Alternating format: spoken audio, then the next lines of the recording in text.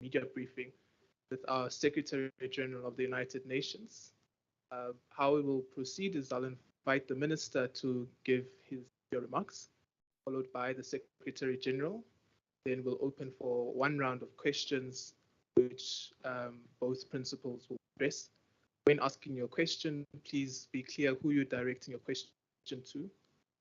We press for time, so I would really appreciate it if we could be crisp and direct in our press questions. Minister, may I please invite you to address the from there, please. Thank you very much, Crispin, and to all members of the media, the Secretary General of the United Nations. It's a great pleasure for me to welcome you to South Africa, Derco House, or Tambo House. You are not a stranger to our beautiful country and people. I can say with pride that you are most welcome here in our country.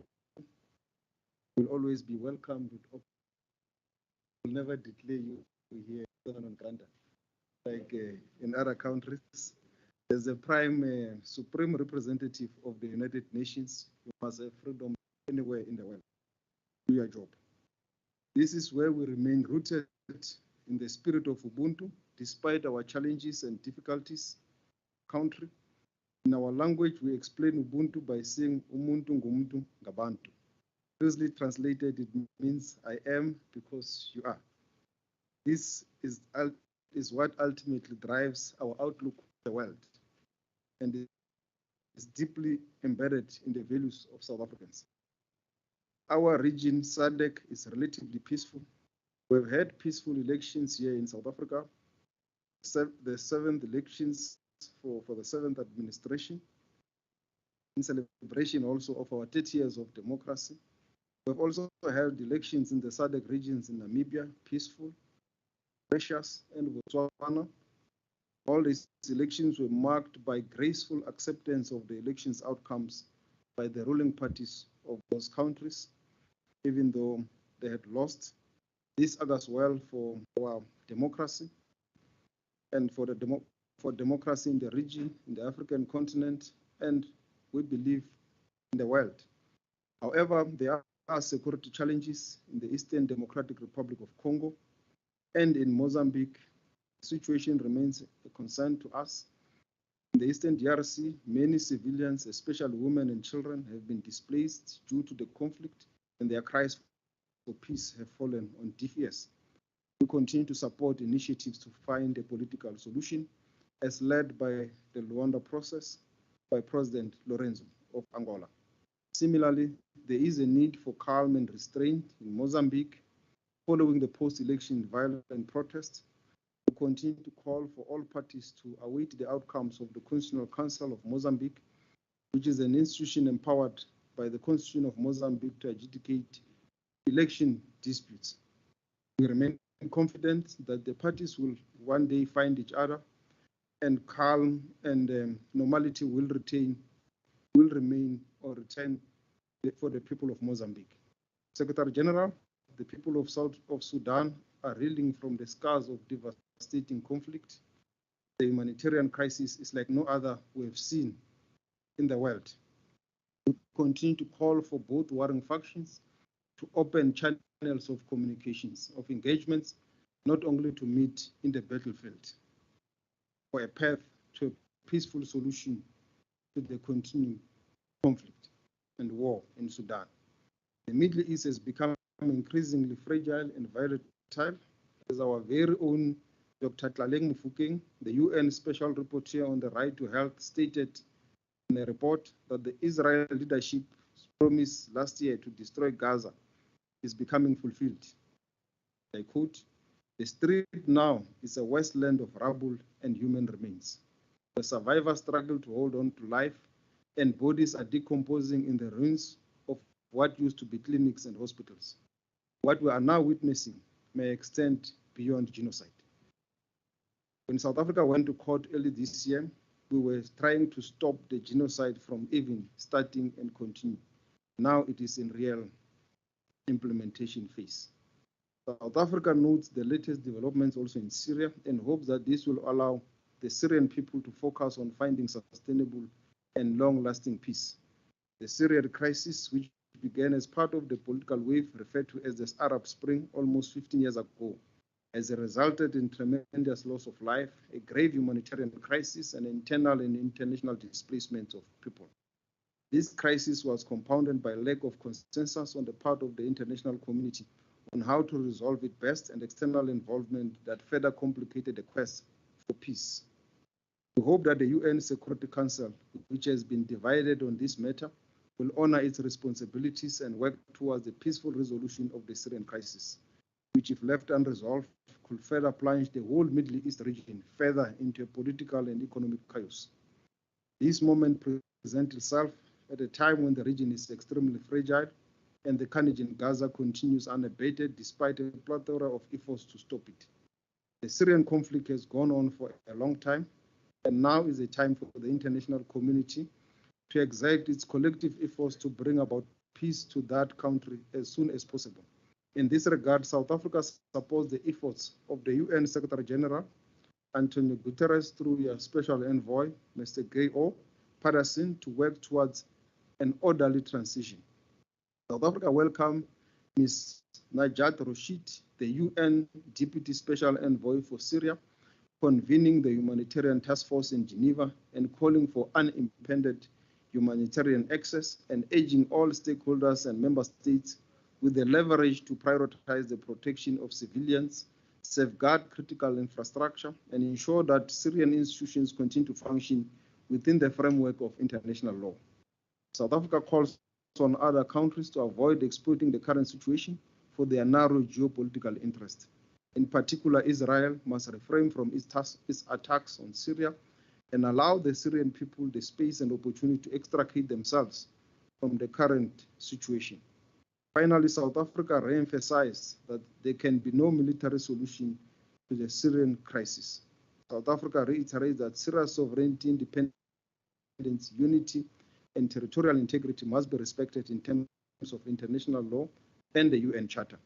We hope that the Syrian people will soon begin an inclusive and Syrian-led dialogue that will lead to a peaceful transition and pave the way for a sustainable political solution reflective of the will of the Syrian people. With regards to G20 Secretary General, I'm glad that you had an opportunity to engage with the G20 shepherds at the early stages of our G20 presidency. This will help shape our agenda and priorities for the rest of the year. I know that we have had lots of engagements, including with our president, which we will meet later again, to further engage on some of these issues related to the priorities and the G20's imperatives. We hope that through our G20 presidency, we can move closer to a world where sustainability, equality, and solidarity guide our efforts to address the most pressing challenges the people of the world are facing. Our priority actions for South Africa will be streamlined across all working groups and include the strengthening of disaster resilience response, ensure debt sustainability for low-income countries, mobilize finance for just energy transition, harnessing critical minerals for inclusive growth and sustainable development. And in this regard, SG, you will be glad to hear that your report of your special experts is coming handy for us in this regard on the issues of critical minerals. Alongside these priorities actions, we have identified 5 high-level deliverables, which include 3 task forces and 2 initiatives. Inclusive economic growth, 1, industrialization, employment, and reduced inequality. Second one, food security, task force 3, artificial intelligence, data governance, innovation for sustainable development. A review of the G20 work, the G20 at 20 years, a reflection on key achievements and the way forward will also be one of South Africa's deliverables through a Sherpa Track initiative. South Africa also proposed the establishment of a Cost of Capital Commission during its G20 presidency. This commission will deliver a comprehensive expert review on the issues impacting the cost of capital for developing countries, which could help address future debt sustainability issues and the related fiscal space challenges. We are grateful for your visit and the opportunity to engage with you about our G20 presidency and pressing geopolitical issues on the continent and beyond. It is a hope that through our G20 presidency, our sustainable development goals and our pact for the future can be given a real life and be implemented. Once more, we welcome you to South Africa, and we wish you all the best in your stay and also on your forward movement to Lesotho. Thank you. Honorable Ministers and ladies and gentlemen of the media, it is wonderful to be back in South Africa. And I thank President Ramaphosa and Minister Lamola for receiving me today. As we speak, we are witnessing the reshaping of the Middle East, with changes in the correlation of forces among the key regional actors, with the immense tragedy of the Palestinian people, whose right for self-determination and whose right to have their own state must be constantly reaffirmed. But we also see some signs of hope, and signs of hope namely coming from the end of the Syrian dictatorship. The UN is totally committed to supporting a smooth transition of power with an inclusive political process in which the rights of all minorities will be fully respected, and paving the way towards a united, sovereign Syria with its territorial integrity fully re-established. My special envoy, Geir Pedersen, is engaging all key actors to contribute to these objectives, and I fully trust the Syrian people to be able to choose their own destiny.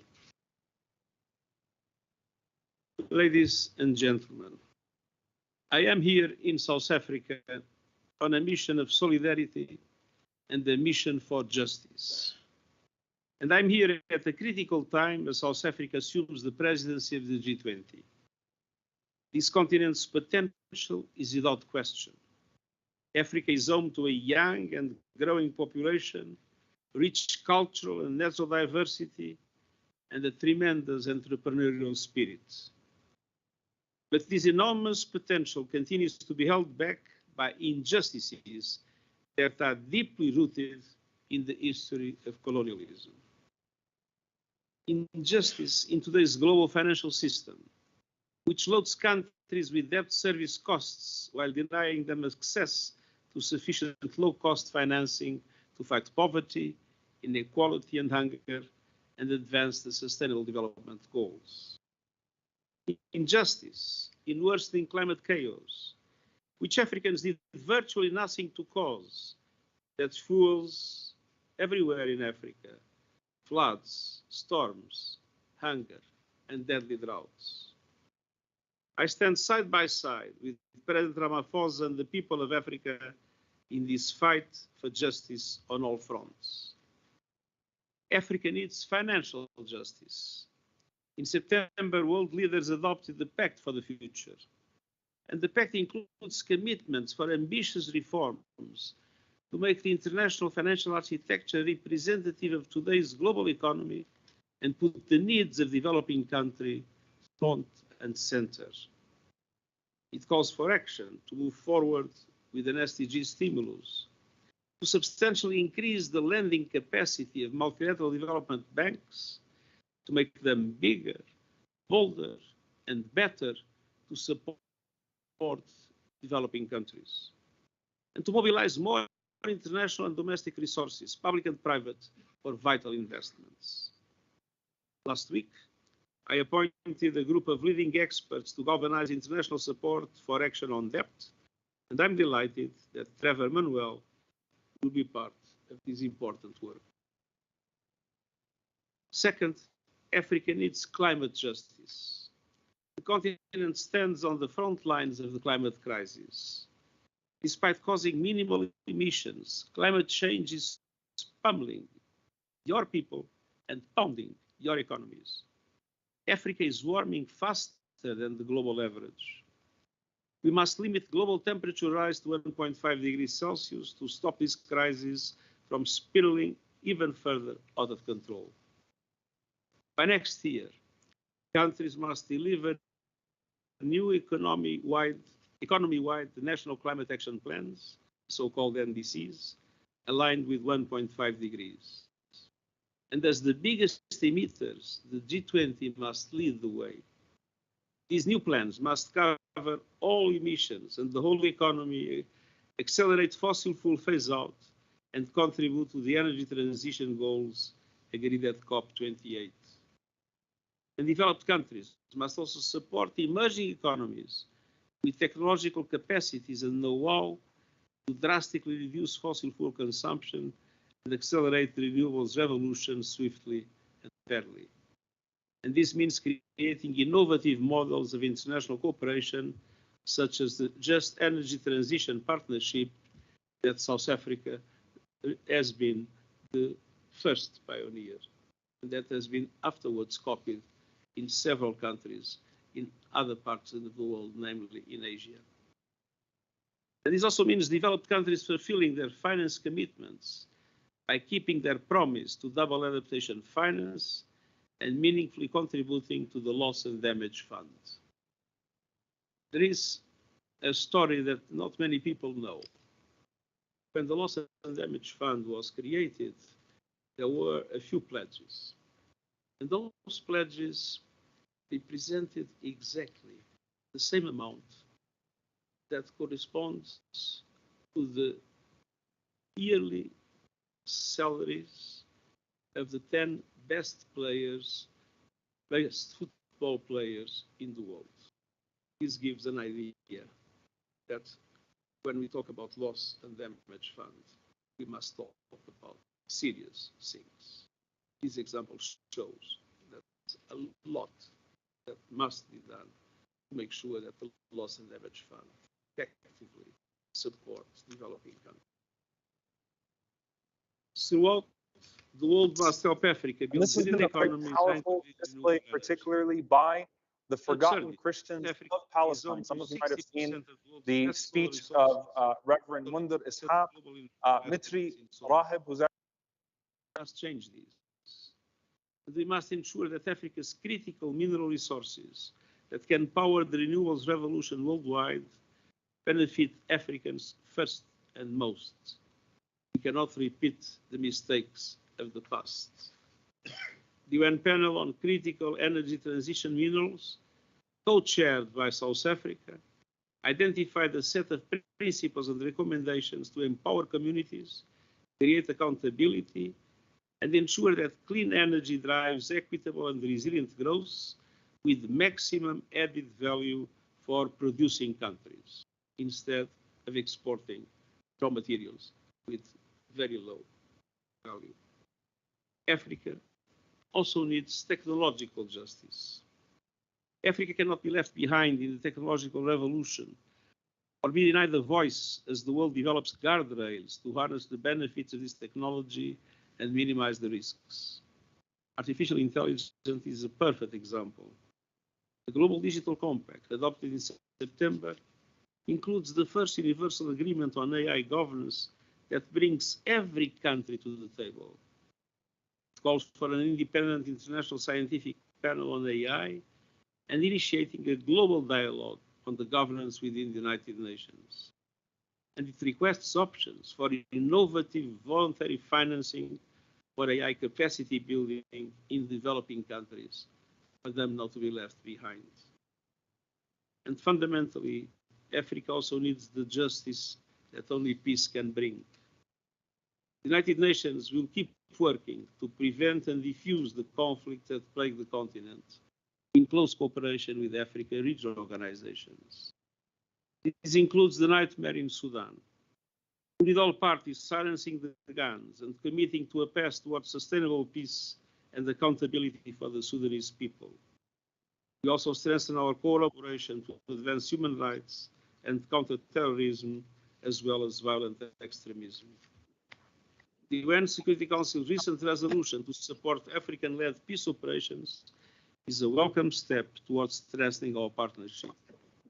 And we must heed the pact for the future's call to explore expanding representation on the UN Security Council, a glaring example of injustice in international peace and security architecture. Africa remains without one single permanent member of the Security Council, which is completely unacceptable. Ladies and gentlemen, as this year draws to a close, I have a simple message. 2025 must be a year of justice for Africa. And I look forward to working with the G20 presidency of the South Africa to help deliver justice for the people of this great continent. And at the same time, we will be fully supportive of all South Africa initiatives in its role for mediation, in its role for justice, not only in Africa, but in so many other parts. Thank you very much, Secretary General, for those remarks. At this point, I'd like to open colleagues for a round of questions. We're now in injury time, so let's really keep it quite brief. Sophie, let's just note, and then we'll all shoot. Sophie, Amanda, in that order, colleagues. You know, you've seen your order. Let's go. Thank you so much. My name is Sophie Mkwena from the South African Broadcasting Corporation. SG, you spoke about what's happening in Syria is of a concern in terms of the Middle East. Do you think world leaders are able to understand that this Middle East question must be resolved because the entire region will experience problems?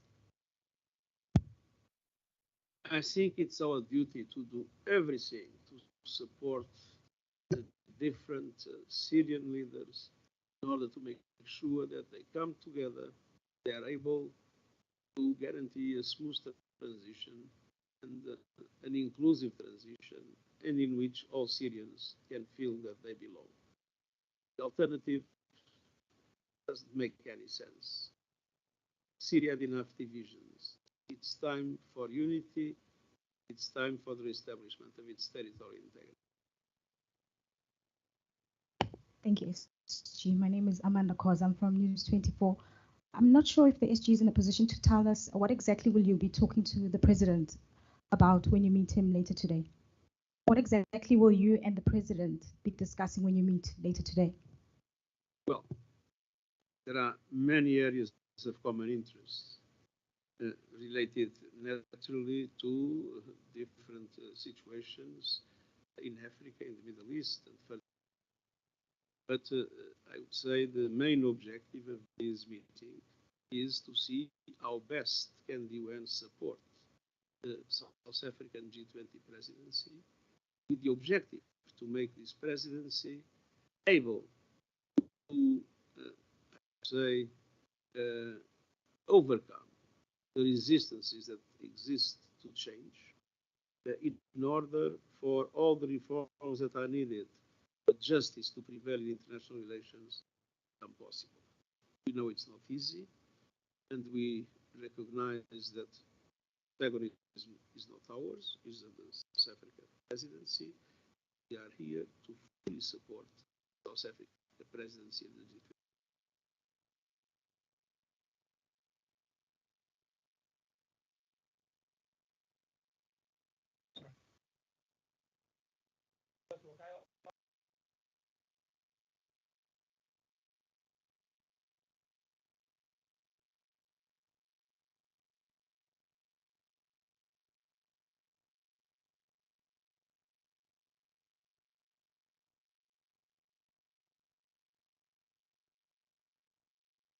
Well, first of all, in the work of the organization, the Global South has a majority in the General Assembly, and the Global South has today an extremely important role.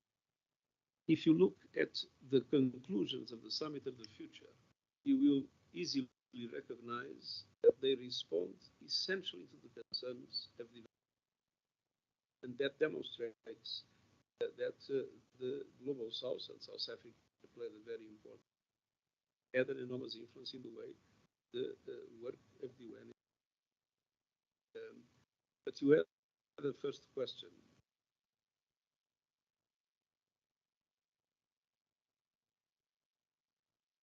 At the present moment, we have, I would say, a consensus of the P5 that two permanent African members should exist in the Security Council. So the most difficult obstacle is overcome. Now, obviously, the committee that is working in the General Assembly on the reform of the Security Council has dramatically changed its procedure. The past, they would not even be able to have papers. It was a kind of a secret discussion. And the Secretary General was reprimanded if he would speak about Security Council reform. Now I talk about Security Council reform permanently, and this committee is working seriously. Now, there are some difficulties. With other parts of the world, it might be difficult. And then the African countries will have to choose their own representative. But I am hopeful that I will not finish my mandate as Secretary General without seeing African permanent members of the Security Council.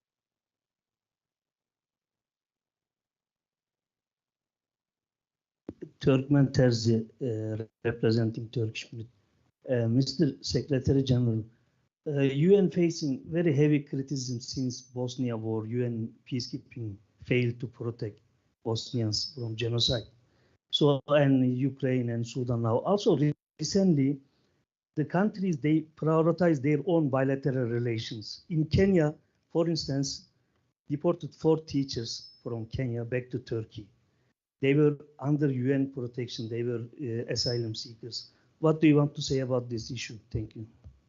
Sorry, I don't understand. So Kenya is deported Turkish teachers. They were running schools. So then with the request of Turkish government, and Kenya said we have a strong relation with Turkey, and they were under UN protection, and UNHCR expressed deep concern. What do you want to say about this issue? So we are talking about several different issues. One issue is in relation to peacekeeping operations.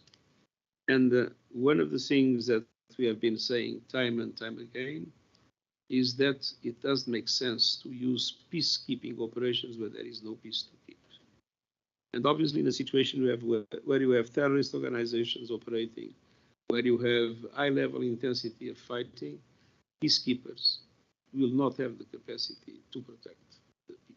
And that is why we fought hard for the Security Council to accept that what we need in these situations are peace-enforcing and counterterrorism operations that should be led by the African Union and with assessed contributions covering 75% of the costs.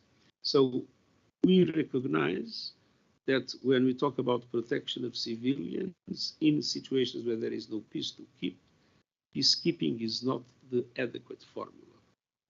Now, then we have another kind of questions, which are the questions related to the protection mandates of UN agencies, namely of UNHCR. I can tell you that when I was a Commissioner for Refugees, we had several situations in which the right of non-refoulement was violated. UNHCR has not the power to avoid it, because obviously UNHCR has only international law supporting it. And as we know, international law is many times violated.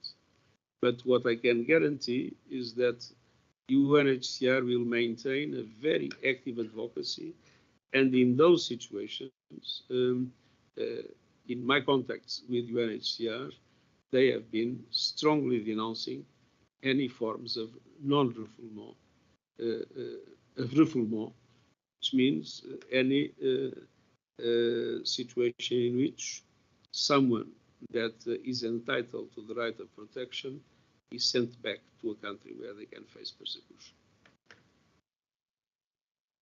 Okay, colleagues, let's speed it up. SG, may I suggest that we take all of those hands so that we can respond comprehensively, so that we can speed up the times. So Zianda, Nelly, colleague and Faith. Let's go. Thank you very much. It's Zianda Ngobo from Newsroom Africa. SG, I wanted to know, I mean, this year we've seen over 60 countries hold elections. And, in most of these countries, you've seen almost a pendulum swing in terms of the politics there. There's right-wing nationalism. Do you believe that you are going to lose the fight in terms of being able to get and operationalize that loss and damage fund when you have countries like the US who are basically the president denouncing, green energy, for an example. And in particular, you've been confident about Africa actually getting that permanent seat on the UN Security Council, just the direct link between the current people who've been elected to govern their countries and the ability of the UN to be able to effect some of the decisions that they've wanted to take. In addition to the loss and damage fund, which I think was the central part of your question, and I've been strongly advocating to find innovative sources of financing. And we have given several examples. A levy on the production of oil, a levy on maritime transportation that has meaningful emissions, the same with air transportation. On the other hand, putting a price on carbon and using the price on carbon as a way to help finance the loss and damage fund. I would like to see the loss and damage fund with some innovative forms of financing based on decisions that are taken and can be implemented and not only dependent on the goodwill of donors. Because we have seen that the goodwill of donors is very limited. Hello, Secretary General. I'm with Reuters. You've talked about the need for Syria's territorial integrity to be restored, but Israel has already been advancing further into Syrian territory, and Netanyahu has said that the Golan Heights will remain part of Israel for eternity.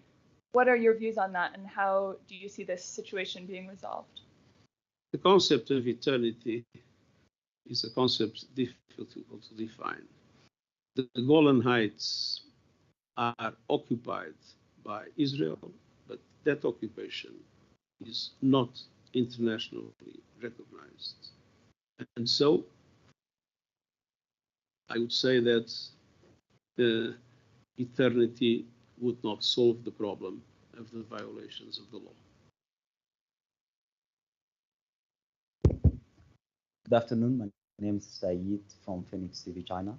So my question is, Your Excellencies, the crisis in Sudan is one of the worst now at the moment in the world. And we saw that all the initiatives have failed to address the issue there. So my question here, is there any new kind of approach coming from the UN, maybe with collaboration with the AU, and as South Africa is playing a key role in the continent? Thank you. It is true that we have seen the paralysis of several of the initiatives that were taken and that have not moved. We are actively engaged at the present moment in trying to make the two sides accept the commitments that they made in Jeddah on the protection of civilians. This is our first priority. At the same time, and in contact with others, we will be doing everything we can to allow for new initiatives to be able to overcome the present deadlock. What is the deadlock? Deadlock is that on the side of Turam, they say we cannot sit at the same level as the RFS because we are the legitimate government and the RFS is a rebel movement. And on the kind of the RFS, they say either we are treated equally or we don't sit together. So this deadlock needs to be overcome. And needs to be overcome with, I would say, some imagination. And we need to work together to make sure that the two sides are able to sit together and to make sure that the two sides are able to understand that we must have a ceasefire. We must have a serious political process. Daniel's view, the last one. Faith Daniels from ENCA. You spoke about financial injustice and the legacy of colonialism. And I presume that you are talking about the injustices on the African continent. I wanted to know what your view is in terms of the speed at which redress must come and what South Africa's role should be in that redress as it heads up the G20 presidency. Sorry, I didn't understand. The speed of redress, the financial injustices that you were talking about? I'm a little bit deaf, so. Huh?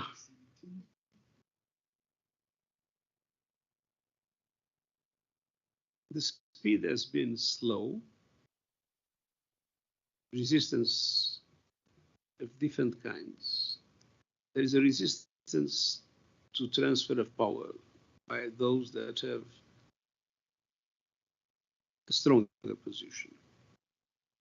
There is a resistance of bureaucracies that like to go on doing what they have always done, even when it doesn't work anymore. And there is a resistance many times also of lack of unity in some of the key interlocutors, namely sometimes also in the developing world. Now,